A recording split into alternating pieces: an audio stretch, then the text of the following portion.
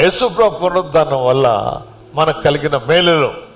అప్పటి వరకు శిష్యులు కొంత బాధతో ఉండరు. ఆ 3 రోజులు యేసుప్రభు తిరిగి లేచిన తర్వాత ఎంత సంతోషము, ఎంత ఆనందము, ఎంత ఆశ్చర్యము, అద్భుతము. యేసుప్రభు యొక్క పునరుద్ధానం వల్ల మరణం అంటే మనకు భయమే లేకుండా పోయింది. ఎందుకంటే ఆయన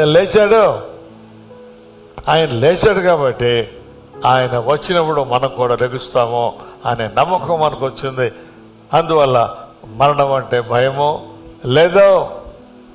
అనేక మందికి మరణం అంటే భయము. అయితే యేసు ప్రభు నమ్మిన మనకు మరణం అంటే భయము లేదో. మనము లేస్తాము అనే విశ్వాసము ఉన్నది. దేవుని వాక్యంలో ఈ మాట చదువుకుందాం.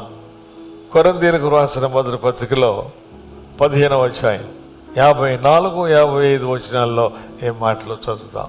ఈ క్షయమైనది అక్షయత ధరించుకున్నప్పుడు, ఈ మత్స్యమైనది అమత్స్య ధరించుకున్నప్పుడు విజయమందు మరణము మృంగివేయబడిన అని రాయబడిన వాక్యం నెరవేరును. తర్వాత వచనంలో కూడా ఉంది, ఓ మరణమా నీ విజయం ఎక్కడ, ఓ మరణమా నీ ముల్లెక్కడ.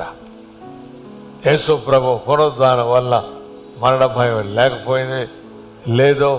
ఈ ముళ్ళు విరిగిపోయింది, ఇక మనకు భయము లేదో.